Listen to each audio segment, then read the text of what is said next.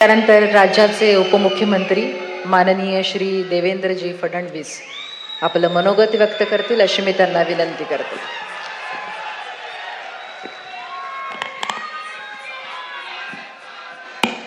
हिंदवी स्वराज्याचे सरसंस्थापक छत्रपती शिवरायांना मानाचा मुजरा करतो.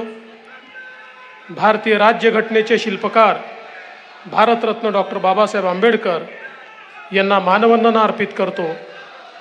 आज ज्यांच्या हस्ते हा कार्यक्रम संपन्न होतोय ते या देशाचे लोकप्रिय आणि अखिल विश्वातील सर्वाधिक लोकप्रिय नेते माननीय पंतप्रधान नरेंद्र मोदीजी, मंचावर उपस्थित असलेले महाराष्ट्राचे लोकप्रिय मुख्यमंत्री एकनाथराव शिंदेजी, आमचे धडाडीचे उपमुख्यमंत्री अजितदादा पवार, पुण्याचे लोकप्रिय खासदार आणि केंद्रीय राज्यमंत्री मुरलीधरजी मोहोळ, ज्येष्ठ नेते छगनरावजी भुजबळ, नीलमताई गोरे, चंद्रकांत दादा पाटील, उदयजी सामंत, मेधाताई कुलकर्णी, श्रीरंगप्पा बारणे, माधुरीताई मिसाळ, भीमराव अण्णा तापकीर, सिद्धार्थ शिरोळे, उमाताई खापरे, सुनील कांबळे, योगेश टिळेकर, जगदीश मुळीक, अविनाशजी ठाकरे, श्री पलकुंडवारजी, सुहास दिवसेजी, श्रवण हार्डीकरजी, शेखर सिंगजी, योगेश मसेजी, राजेंद्र भोसलेजी, संतोष पाटीलजी, मंचावरील सर्व मान्यवर आणि या ठिकाणी उपस्थित सर्व भगिनी आणि बंधूंनो, आजचा दिवस अत्यंत महत्त्वाचा दिवस आहे. कारण वारसा आणि विकास या दोन्ही गोष्टींचा संगम करणारा आजचा हा आपला कार्यक्रम आहे. जेव्हा मी वारसा म्हणतो त्यावेळेस या महाराष्ट्राला क्रांतीसूर्य महात्मा ज्योतिराव फुले आणि क्रांतीज्योती सावित्रीबाई फुले यांनी जो वारसा दिला तो वारसा पुढे नेणारा हा कार्यक्रम आहे. कारण ज्या भिडेवाड्यामध्ये पहिली मुलींची शाळा त्या ठिकाणी सुरू झाली आणि आपल्याला माहिती आहे अनेक लोक त्या काळामध्ये दुस्वास करत होते, विरोध करत होते, शेणाचे गोळे विष्ठा फेकत होते, दगडधोंडे फेकत होते, पण सावित्रीबाई मागे हटल्या नाही आणि भक्कमपणे क्रांती सूर्य महात्मा ज्योतिराव फुले त्यांच्या पाठीशी उभे होते आणि ती शाळा सुरू झाली. आणि त्या एका शाळेनं आमच्या महिलांकरता, मुलींकरता शिक्षणाची दारं उघडी केली. आणि म्हणून हा जो शिक्षणाचा वारसा, हा जो एक समाज सुधारणेचा वारसा आपल्याला मिळाला, त्या वारशाची आठवण करून देणारं स्मारक हे भिडेवाड्यामध्ये करण्याकरता आजचा हा कार्यक्रम या ठिकाणी आपण आयोजित केला आहे. खरं म्हणजे भुजबळ साहेबांनी सगळाच इतिहास सांगितला, कशा प्रकारे मोठ्या प्रमाणात वर्षानुवर्ष या ठिकाणी भिडेवाडा मिळाला पाहिजे म्हणून वेगवेगळी लढाई चालू होती. आणि मला या गोष्टीचा आनंद आहे की भुजबळ साहेब, मुख्यमंत्री महोदय, आम्ही सगळे या लढाईमध्ये आलो.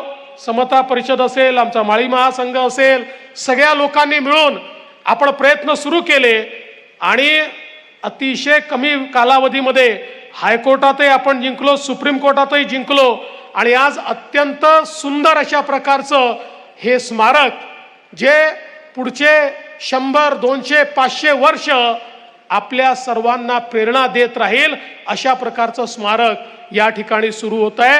आणि म्हणून मी खरखर आपल्या सगळ्यांचं मनापासून अभिनंदन करतो. खरं म्हणजे आपल्याला माहिती आहे की पुणे ही समाज सुधारकांची भूमी आहे. या समाज सुधारकांच्या यादीमध्ये अग्रभागी ज्यांचं नाव असेल असे महात्मा ज्योतिराव फुले आणि क्रांतीज्योती सावित्रीबाई फुले यांचं स्मारक किंवा यांच्या कार्याचं स्मारक हे होणं हे आपल्या सगळ्यांकरता एक अत्यंत महत्त्वाची गोष्ट आहे. जसा वारसाचा कार्यक्रम आहे तसा विकासाचा देखील कार्यक्रम आहे. स्वारगेट ते कात्रज पायाभरणी आहे, डिस्ट्रिक्ट कोर्ट ते स्वारगेट त्या ठिकाणी त्याचा आपण सुरुवात करतोय. बिडकीन औद्योगिक नोडचं आपण त्या ठिकाणी उद्घाटन करतोय, सोलापूर विमानतळाचं उद्घाटन करतोय. खरं म्हणजे पुणे मेट्रो अजितदादांनी सांगितलंय खरं आहे. परवा उद्घाटनाचा कार्यक्रम काय पोस्टपोन झाला तर काही लोक असे छात्या बडवत होते ज्यांनी एक पिलर देखील आपल्या जीवनात लावला नाही, ते छात्या बडवण्यात पुढे होते. अरे काहीतरी करून दाखवा आणि त्याच्यानंतर छात्या बडवा. या ठिकाणी पुणे मेट्रोचं काम हे निश्चितपणे 2014 साली आपलं सरकार आल्यानंतर या कामाला गती मिळाली. ते काम आपण सुरू केलं. महामेट्रो ही कंपनीच आपण पुणे मेट्रो करता स्थापन केली आणि अत्यंत वेगानं हे काम त्या ठिकाणी पूर्ण केलं. खरं म्हणजे पुणे मेट्रोचा जो पहिला टप्पा आहे हा देशामध्ये सर्वाधिक वेगानं काम पूर्ण करणारा टप्पा आहे, ज्याची सुरुवात आपण केली. त्यासोबत ज्याचा उल्लेख दादांनी केला की टाटाच्या माध्यमातनं जी आपण मेट्रो त्या ठिकाणी करतो आहोत, त्या मेट्रोमध्ये देखील शिवाजीनगर पासनं जी मेट्रो आहे हिंजवडीपर्यंत, ती मेट्रो ही देशातली पहिली PPP मोडची मेट्रो आहे. त्यामुळे सगळ्या प्रकारचे प्रयोग करून पुण्याच्या ट्रॅफिकला त्या ठिकाणी मॅनेज करण्याकरता अतिशय महत्त्वाचं काम हे या ठिकाणी झालंय. आणि चंद्रकांत दादा असतील, अजित दादा असतील यांनी पालकमंत्री म्हणून या मेट्रोमध्ये ज्या अडचणी होत्या त्या अडचणी दूर केल्या आणि मला असं वाटतं त्यामुळे अतिशय वेगानं हे काम चाललेलं आहे. आता काही लोक म्हणतात स्वारगेटचं स्टेशन आम्हाला अर्धच वाटतं, ते पूर्णच झालं नाही. खरं म्हणजे स्वारगेटचं जे स्टेशन आहे हे मल्टी मॉडेल स्टेशन म्हणून आपण डेव्हलप करतोय. देशातलं मल्टी मॉडेलचं मेट्रोचं हे पहिलं स्टेशन असणार आहे, ज्या ठिकाणी सगळ्या प्रकारच्या ट्रान्सपोर्टेशनच्या मोडचं इंटिग्रेशन होणार आहे, त्या ठिकाणी मॉल होणार आहे. हे स्टेशन झाल्यानंतर मी निश्चितपणे सांगतो लोक मेट्रोनी जाण्याकरता आणि स्टेशन पाहण्याकरता येतील, अशा प्रकारचं डिझाईन या स्टेशनचं देखील या ठिकाणी आपण बनवलेलं आहे. आणि मला विश्वास आहे की हे जे पुढचे टप्पे आहेत, वनाज ते चांदणी चौक असेल, वाघोलीपर्यंत, हे सगळे मेट्रोचे टप्पे आपण केल्यानंतर पुण्यामध्ये मेट्रोचं असं इंटिग्रेशन होत आहे की पुण्याच्या कुठल्याही कोपऱ्यापासून कुठल्याही कोपऱ्यापर्यंत केवळ आणि केवळ मेट्रोनी प्रवास करता येईल, अशा प्रकारचं इंटिग्रेशन हे पुण्याच्या मेट्रोचं निश्चितपणे आपण केलेलं आहे. त्यामुळे मला असं वाटतं की एक अत्यंत महत्त्वाची गोष्ट आज या निमित्ताने या ठिकाणी होताना आपल्याला पाहायला मिळते. दुसरा, मराठवाड्याकरता देखील अतिशय ऐतिहासिक असा हा कार्यक्रम आहे की ज्या ठिकाणी मागच्या काळामध्ये ऑरिक स्मार्ट सिटीचं 2018 साली आपण पहिलं उद्घाटन केलं.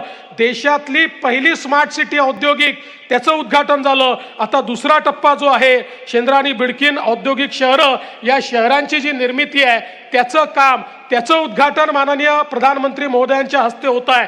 हे प्रधानमंत्र्यांचं विजन आहे आणि या विजनमुळे आज आपल्या देशामध्ये किंवा आपल्या महाराष्ट्रामध्ये आपलं जे काही या ठिकाणी मॅन्युफॅक्चरिंगचं इंजिन आहे ते पुणे जिल्हा आहे, पण आता दुसरं मॅन्युफॅक्चरिंगचं इंजिन हे संभाजीनगर त्या ठिकाणी तयार होत आहे.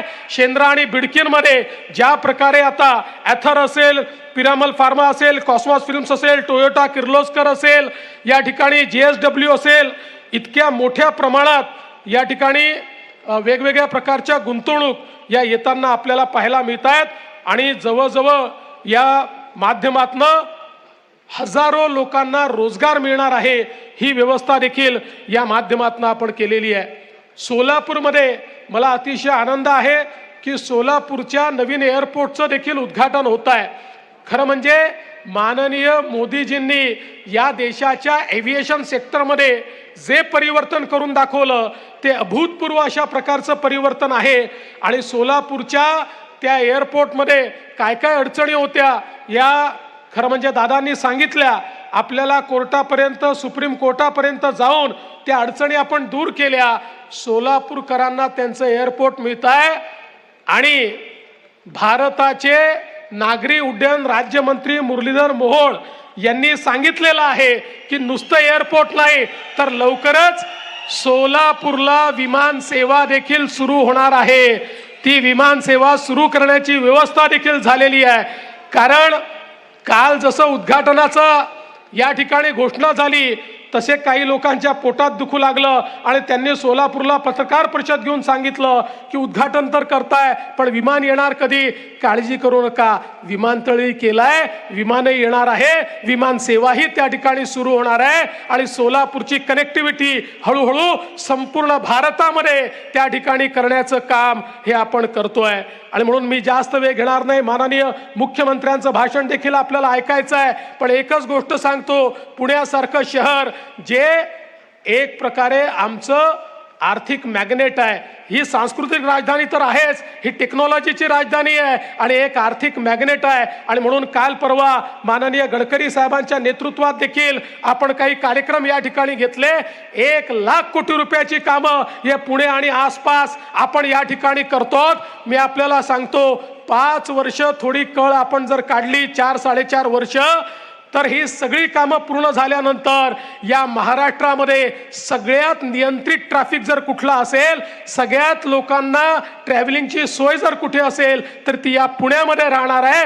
हे महायुतीच्या सरकारनं आणि मोदीजींच्या सरकारनं करून दाखवलं आहे. मी पुन्हा एकदा आजच्या कार्यक्रमाबद्दल आपल्या सर्वांना खूप खूप शुभेच्छा देतो आणि माझं बोलणं संपवतो. धन्यवाद. जय हिंद, जय महाराष्ट्र, जय ज्योती, जय क्रांती. राज्याचे माननीय मुख्यमंत्री श्री एकनाथ शिंदे यांना विनंती आहे की